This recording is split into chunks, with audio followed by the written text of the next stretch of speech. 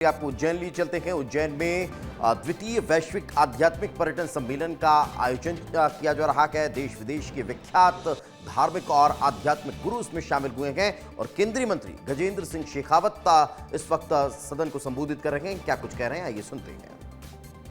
दीवार पर लिखा हुआ पढ़ सकता हूं, जिस रास्ते पर आज भारत चल पड़ा है, आने वाले समय में भारत विश्व का नेतृत्व करेगा। हम चौथी इकोनॉमी हुए, हम तीसरी इकोनॉमी बढ़ने की दिशा में आगे बढ़ रहे हैं। हम एक तरफ आर्थिक दृष्टि से प्रगति कर रहे हैं, तकनीकी की दृष्टि से प्रगति कर रहे हैं, हम सामरिक दृष्टि से इंडिपेंडेंट हो रहे हैं, लेकिन इन तीन साथ के साथ साथ में हम कल्चरल रूट्स को जिस तरह से रिवाइव करने के लिए काम कर रहे हैं। माननीय प्रधानमंत्री जी का मंत्र विरासत भी और विकास भी, इस लक्ष्य को लेकर के जो काम कर रहे हैं, इसके आधार पर आने वाले समय में जो हमारी सांस्कृतिक शक्ति है, जो हमारी ये सॉफ्ट पावर है, ये सॉफ्ट पावर पूरे विश्व में भारत का प्रभुत्व स्थापित करेगी। इस पूरे संकल्प के साथ में हम सबको जुट जाने की आवश्यकता है। चुनौतियां हैं, मैं मानता हूं, ओवर टूरिज्म बड़ी चुनौती हमारे सामने है। आज उसके चलते हुए जिस तरह से इंफ्रास्ट्रक्चर पर लोड बढ़ा है, वो बड़ी चुनौती है। हम पर उनको उस दिशा में विचार करते हुए होलिस्टिकली प्लान करना पड़ेगा।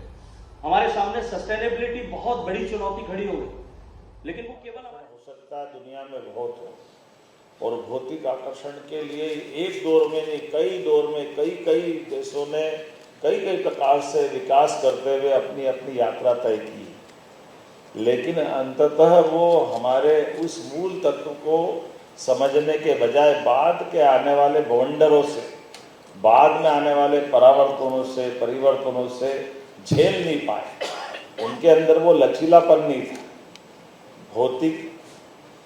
भौतिक के बाद शरीर, मन, बुद्धि, अलग अलग प्रकार से वो अपने विकास की यात्रा के पड़ावों को, इनके साथ आखिरी में आत्मा के लिए जब विचार करने के विषय आया, तो शरीर, मन, बुद्धि के साथ आत्मा का विचार अगर होगा, तो इस मनुष्य जगत में ये गारंटी से कह सकता हूँ कि आत्मा के विकास के लिए हिंदुस्तान के अलावा कोई जगह नहीं मिलेगी जहाँ वो अपने इस पूरे शरीर के समुच्चय का सब प्रकार से इसके अंदर उमड़ते घुमड़ते प्रश्नों के उत्तर अगर ढूंढने आएगा, तो उसको हमारे देश से संबंध आना पड़ेगा।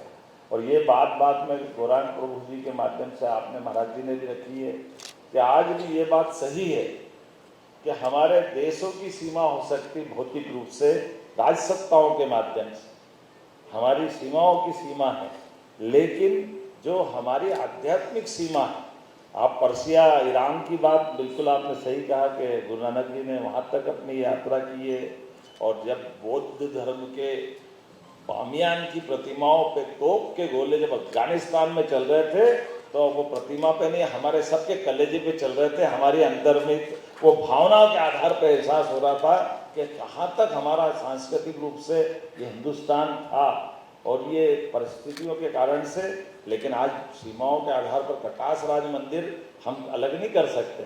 हमको वही आनंद आता है जब हमारी 51 शक्तिपीठ में ढूंढेंगे तो शक्तिपीठ हमको वहाँ ले जाता है। राजसत्ताओं की सीमाएं बनती बिगड़ती रहेगी, लेकिन ये इसी कारण से हमारी सांस्कृतिक एकता भी रही। और हमारे देवालय ये केवल देवस्थान की पूजा का केंद्र नहीं।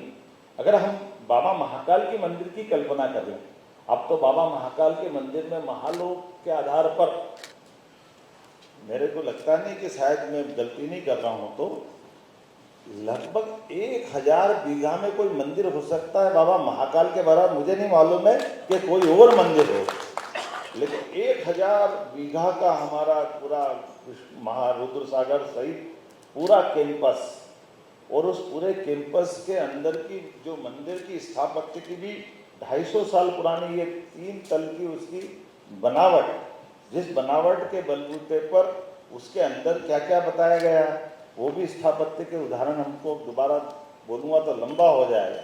लेकिन अगर हम पूरे देवालय के अंदर भगवान का खुद का घर देखें कि भगवान का क्या है, तो भगवान का वो 15 बाई 15 का ही तो गर्भगृह है, उसी में तो वो अपना आनंद के साथ बैठे।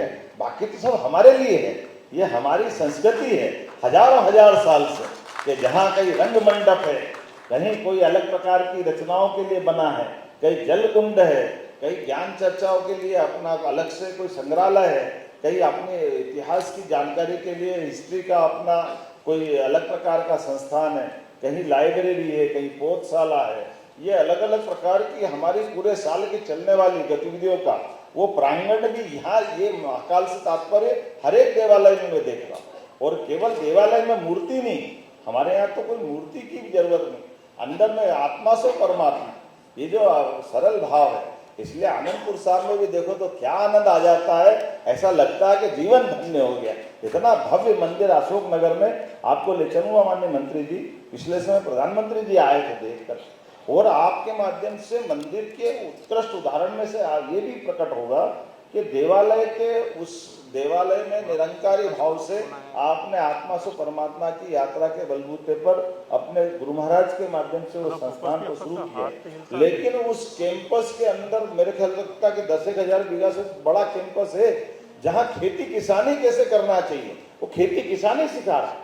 और खेती किसानी के साथ में आप ये जो वंड छको आपने कहा, वास्तव में भंडारा साथ में भोजन परमात्मा ने सबके भाग्य में दिया, लेकिन जियो और जीने दो के साथ खाओ और खाने दो का भगवान का जो प्रसाद के रूप में भोजन लेते हैं। क्योंकि ये बात सही है कि हाँ, हमारे यहाँ खाना के बुलाना ये भी अपराध माना जाता है, क्योंकि खाना जैसे ही कहते हैं, ये खाना हमारा शब्द नहीं, हमारे यहाँ भोजन का शब्द है। भगवान को भोग लगे और भोजन पाओ, ये हमारी संस्कृति है हजारों साल। ये अपने पवित्र भाव से हम हरेक को अपने पास की इन व्यवस्थाओं में मिलजुल करके प्रकृति के साथ चलने की जो हमको परमात्मा ने ललक लगाई है, उसी से तो कदम कदम पर हमारे हर दौर के हर संत ने अपनी परिक्रमा करते हुए, पदयात्रा करते हुए, अपनी यात्रा करते हुए जिस प्रकार से उन्होंने अपना जीवन जिया। तो आज के इस अवसर पर चूंकि राज्य के मुख्यमंत्री होने के नाते से माननीय संस्कृति और पर्यटन मंत्री यहाँ मौजूद है, ऐसे में हमारे देवालयों की मूल भावना भगवान के स्थान पर आकर केवल हाथ जोड़ने से वो तो आशीर्वाद देंगे ही भगवान, लेकिन सच्चे अर्थों में ये कई जन्मों के पुण्य के बाद हमको जो शरीर मिला, इस शरीर के अंदर जो अनंत संभावना छिपी हुई, उस संभावना का हम सदुपयोग करें। हमारी संभावनाओं के आधार पर उस संस्थान से जुड़ करके हम नगर का भला कैसे करें, प्रदेश के अंदर उसकी उपयोगिता बाकी तरह से। तो कई ट्रस्ट है जो कोई मेडिकल कॉलेज चलाता है, कोई हॉस्टल चलाता है, कोई वृद्ध आश्रम चलाता है, कोई हॉस्पिटल के साथ वो दूसरे प्रकार की गतिविधि चलाता है। तो ये जो सभी प्रकार की सामाजिक उत्तरदायित्वपूर्ण गतिविधियों चलाने के लिए पूरे देश के ऐसे संस्थानों को मिला करके पर्यटन के भले ही बैनर हो, लेकिन पर्यटन के साथ में तीर्थाटन की भावना के आधार पर मनुष्य मात्र का, समाजों का, प्रदेश का भला कैसे हो जाए, ये जो पूरी कल्पना की गई है, उस कल्पना का हमारा ये आधार है अपना ये आज की इस कार्यक्रम की मूल रचना। और इसीलिए कल्चर मिनिस्ट्री से कहा कि आज इस बैनर के माध्यम से हम बैठे हैं, तो इस बैनर को और बढ़ाने की आवश्यकता माननीय मंत्री जी ने कहा है कि हम बार बार बैठेंगे, पूरे देश के सामने मॉडल खड़ा करेंगे और हर एक राज्य के अंदर ऐसे बेहतर से बेहतर जो संस्थान है उनकी विकास की कौन कौन सी अच्छी बातें हैं वो आपस में शेयर करेंगे, आपस में चर्चा करेंगे, एक दूसरे के साथ बांटेंगे। उन सारी बातों को लेकर कैसे हम अपने को इस तरह से और समृद्ध हो सकते हैं। और ये इसलिए ज्यादा जरूरी है कि यशस्वी प्रधानमंत्री के नेतृत्व में जोरदार अभिनंदन माननीय नरेंद्र मोदी जी का करें, जिन्होंने ये दृष्टि दी हमें। आप बताइए, बनारस तो कई साल पहले जिसे आते थे और अहिल्या माता ने हमारे इंदौर से जाकर, वो अहिल्या माता ने उस काल में जब बहुत कठिन काल और उनकी तो केवल 5 जिले की सत्ता थी, लेकिन उनने यहाँ दृष्टि दी कि बनारस में भी पूजा करने के लिए अहिल्या माता ने बनारस का आज मंदिर हमको उपलब्ध कराया। भगवान की उसी मंदिर में आज भी पूजा हो रही है। ठीक है, वो पुरानी उस घटना के बाद और भी कुछ चीजें जुड़ रही है, वो अपन देखेंगे।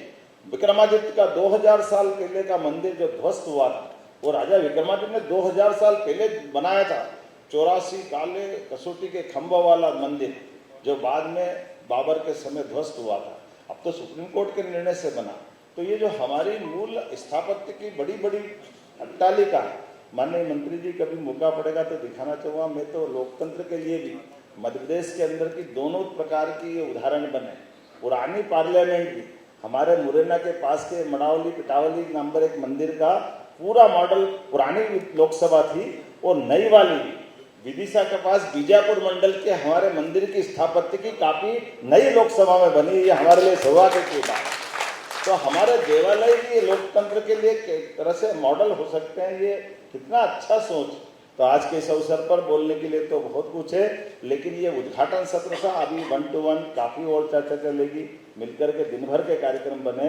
मैं पर्यटन के हमारे ACS माननीय शिवशेखर जी को बधाई देना चाहूँगा, और इस अवसर पर माननीय महापौर जी, माननीय पूर्व विधायक राजेंद्र भारती जी, वक्फ बोर्ड के हमारे अध्यक्ष डॉक्टर सनवर पटेल जी, जिला अध्यक्ष भाजपा संजय अग्रवाल जी, उमेश जी, परेश जी, रवि जी और संजय जी, विजय चौधरी जी, पंकज जी, सारे मित्रों के साथ, क्योंकि ये हमारे लिए नगर की बात थी। नगर की तरफ से उज्जैन जरूर उपलब्ध है, लेकिन उज्जैन के पीछे पूरा प्रदेश ऐसे अच्छे कामों के लिए पूरे देश के साथ खड़ा, ये संकल्प लेने की आवश्यकता है।